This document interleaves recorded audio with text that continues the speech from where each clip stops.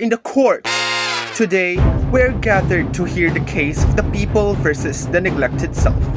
The defendant is accused of failing to properly manage and care for different aspects of their life. This includes the physical, the psychological, the sexual, the economic, the political, the spiritual, and the digital self. This court will determine whether the self has been responsibly cared for or completely neglected. Let the trial begin. Your Honor, the evidence clearly shows that the defendant has not always taken proper care of themselves.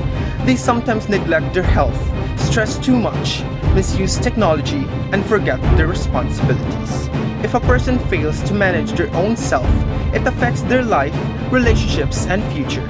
Today, we will show how important it is to properly manage every aspect of the self. Your Honor, managing the self is not about being perfect. It is about learning to balance the different parts of our life. By understanding our physical, mental, spiritual, and social responsibilities, we can live a healthier and more meaningful lives. Today, we will call the witnesses representing the different parts of the self. I call the physical self to stand. The body is the foundation of our life. Taking care of the physical self means exercising, eating healthy food, getting enough sleep, and avoiding harmful habits. When we care for our bodies, we gain energy and strength to face daily challenges. I call the psychological self. The psychological self focuses on our mental and emotional well-being. Life brings stress, pressure, and challenges, but caring for the psychological self means practicing self-awareness, managing emotions, and seeking support when needed. This helps us build resilience, confidence, and a healthier mindset. I call the sexual self. The sexual self is about understanding our identity, respecting our bodies, and making responsible decisions about relationships. It involves respecting personal boundaries and treating both ourselves and others with dignity. When we value our sexual self, we build healthier relationships based on trust and respect.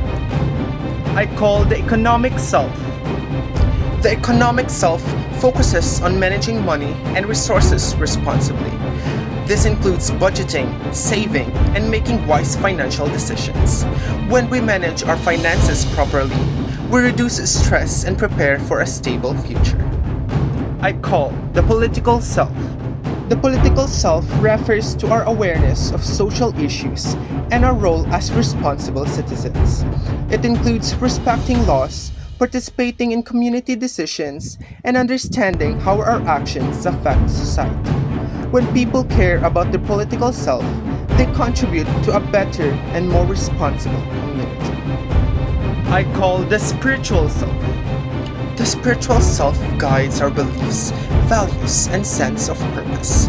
For many people, faith teaches that the body and life are gifts that deserve respect and care. It helps people develop self-discipline, compassion, and inner peace. And I call the digital self. The digital self represents how we behave online.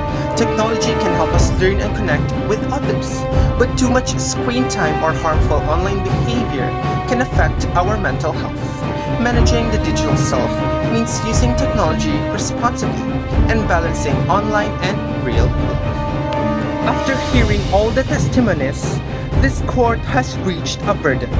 The self is not guilty as long as it continues to grow and improve.